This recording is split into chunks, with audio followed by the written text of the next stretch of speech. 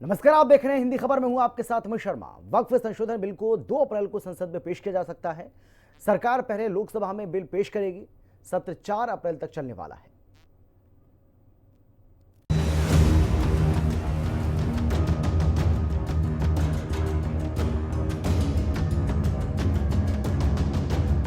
मोदी सरकार दोपहर 12 बजे लोकसभा में वक्फ संशोधन बिल पेश करेगी। 8 घंटे वक्फ बिल पर चर्चा होगी, जबकि विपक्ष इस बिल पर 12 घंटे चर्चा कराने की मांग कर रहा था, क्योंकि गृह मंत्री अमित शाह ने पहले ही साफ कर दिया था कि हम इसी सत्र में वक्फ संशोधन बिल लेकर आएंगे। इसीलिए जेपीसी अध्यक्ष जगदम्बिका पाल ने कहा कि बिल सदन में आने वाला है और जिस पार्टी को बिल से दिक्कत है वो सदन में आए और सदन में चर्चा करे। गुमराह किया जा रहा है कि अगर ये कानून पास होगा तो मस्जिदें चली जाएंगी, ईदगाह चली जाएगी, कब्रिस्तान चला जाएगा। ये क्या चाहते हैं? देश में कहीं ना कहीं बदअमनी पैदा करना चाहते हैं, अस्थिरता पैदा करना चाहते हैं। ये कौन सी साजिश है कि इस तरह से जब एक वक्फ के लिए सरकार साफ कह रही कि हम एक बेहतर और ट्रांसपेरेंट कानून लाके जो वक्फ की वाकिफ की मंशा है कि वक्फ का आमदनी का फ़ायदा गरीब को, पसमानदा को, ख़वातीन को, बच्चों को या महिलाओं को मिले, जिसका फ़ायदा नहीं मिल रहा। शिकायतें क्या रही कि वक्फ की property once waqf is always waqf. हर पॉलिटिकल पार्टी को अपना मत रखने का अधिकार है और देश सुनना चाहता है कि किस पॉलिटिकल पार्टी वक्फ अमेंडमेंट बिल में क्या पोजीशन रखता है, ये सुनना चाहता है। और ये रिकॉर्ड करेंगे, हजारों साल तक ये रिकॉर्ड रहेगा कि इतना अच्छा वक्फ अमेंडमेंट बिल जो ला रहे हैं, इसको किसने विरोध किया और किसने समर्थन किया, ये रिकॉर्ड में रहेगा। लेकिन चर्चा तो करें। तो अगर चर्चा नहीं करना चाहते हैं और आप बहाना बना करके अगर वॉकआउट करेंगे तो मैं तो उसका जिम्मेदार तो हो नहीं सकता। वक्त के बारे में जहाँ तक है, मैं समझता हूँ कि ये गरीब मुसलमानों के लिए एक स्वप्न को पूरा करने जैसा है। ये उनकी बदहाली की अवस्था को ठीक करने वाला है। कांग्रेस पार्टी के सर्टिफिकेट की कोई जरूरत नहीं है। वो अपने गिरेबान में झांक के देखें, कितना साल इस देश में शासन किए, बिहार में कितना साल शासन किए, मुसलमानों के लिए क्या किया उन्होंने, उसका भी तो बताएं। चलिए आपको बताते हैं कि वक्फ बिल पर सरकार की क्या दलील है। बिल के विरोधी मुसलमानों को गुमराह कर रहे हैं। वक्फ की बताई जमीन का हिसाब किताब होना चाहिए। विरोध करने वालों ने वक्फ जमीन को हथियाया है। आम मुसलमान वक्फ का समर्थन कर रहा है। अगर संवैधानिक कानून लाएंगे तो क्या सुप्रीम कोर्ट चुप बैठेगा? देश में इस वक्त बिल को लेकर तरह तरह की अफवाहें फैलाई जा रही हैं। मुसलमानों से कहा जा रहा है कि अगर ये बिल आया तो उनसे जमीनें छीन ली जाएंगी। एआईएमआईएम प्रमुख असदुद्दीन ओवैसी ने बिल को असंवैधानिक बताया है। बिल पर समाजवादी पार्टी प्रमुख अखिलेश यादव ने कहा, हम वक्फ बोर्ड विधेयक के खिलाफ हैं, क्योंकि बीजेपी हर चीज में हस्तक्षेप करना चाहती है। वे हर जगह नियंत्रण चाहते हैं। ये वक्फ बिल नहीं है, बल्कि ये वक्फ बर्बाद बिल है ये। और अगर चंद्रबाबू नायडू, नीतीश कुमार, चिराग पासवान, जयंत चौधरी इसकी तायीद करेंगे तो वो अपने पॉलिटिकल रीजंस की वजह से या जो भी उनके है नैरो रीजन तायीद कर रहे हैं नरेंद्र मोदी सरकार की, ये बात साबित हो जाएगी कि वो मुसलमानों की मस्जिदों को, दरगाहों को, खानखाहों को, इवैक्यू वक्फ प्रॉपर्टीज को और लिमिटेशन एक्ट अप्लाई करेंगे तो एनक्रोचर्स को रिवॉर्ड करेगी। तो वो उसकी ये सपोर्ट कर रहे हैं। जो बिल लेकर के आ रही है, भारतीय जनता पार्टी का इतिहास जिस तरह के फैसले लिए अगर हम देखें, उससे कहीं न कहीं जो परिणाम भारतीय जनता पार्टी चाहती थी वो नहीं आए। भारतीय जनता पार्टी का हर फैसला वोट के लिए, अपने लोगों को खुश करने के लिए। ये वक्फ बिल के खिलाफ समाजवादी पार्टी है, पहले भी थी, आगे भी रहेगी। जिस तरह के संशोधन भारतीय जनता पार्टी कर रही है, वो पूरा कंट्रोल अपने पास चाहते हैं।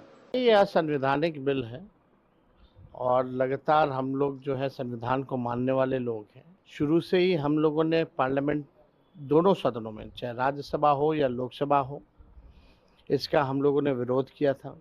चाहे बिहार में विधानसभा हो, विधान परिषद हो, उसका विरोध किया था इस बिल का। और आने वाले समय में भी हम लोग विरोध करेंगे।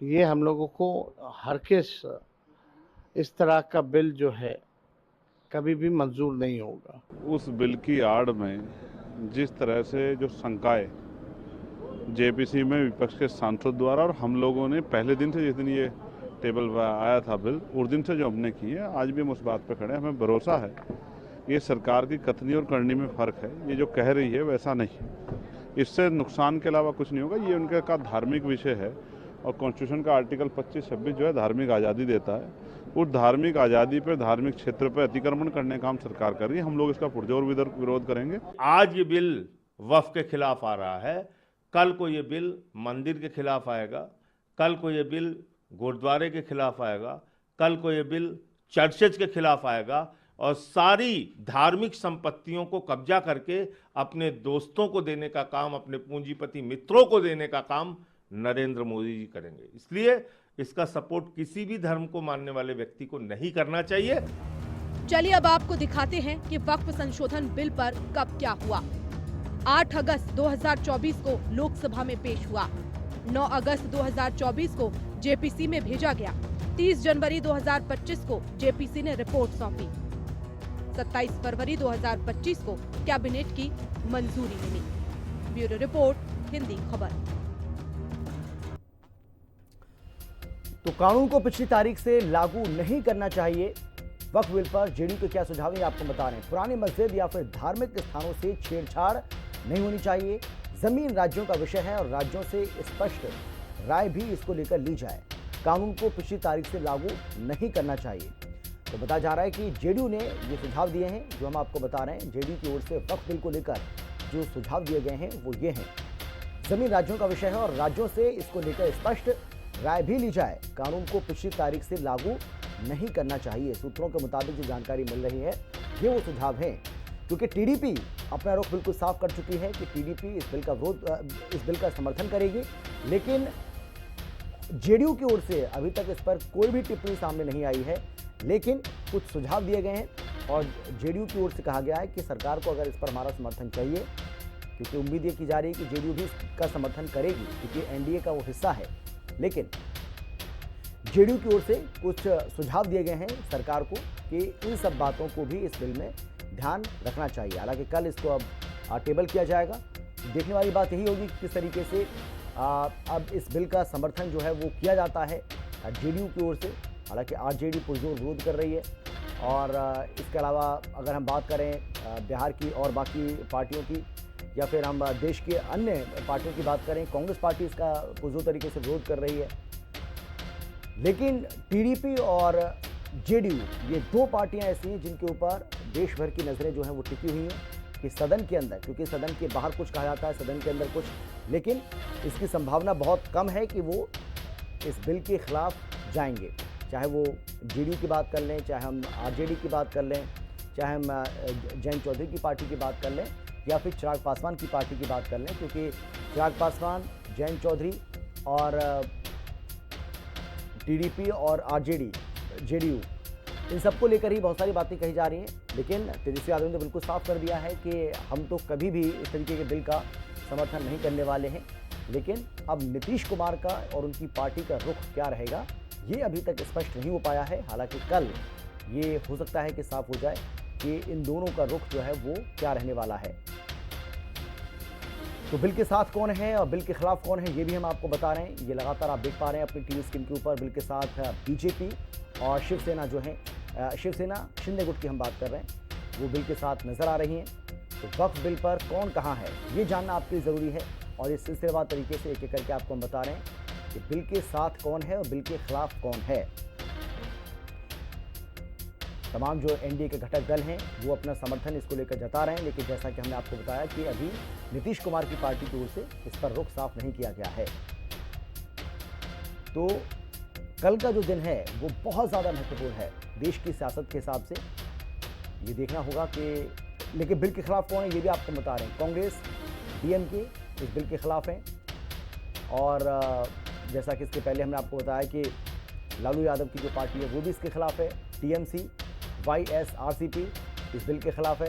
तो तमाम जो आप कह सकते हैं कि इंडिया अलायंस के या इंडिया गठबंधन के जो घटक दल हैं वो इसके खिलाफ हैं। अब बात करेंगे उत्तराखंड की। उत्तराखंड के मुख्यमंत्री पुष्कर सिंह धामी ने हरिद्वार, देहरादून, नैनीताल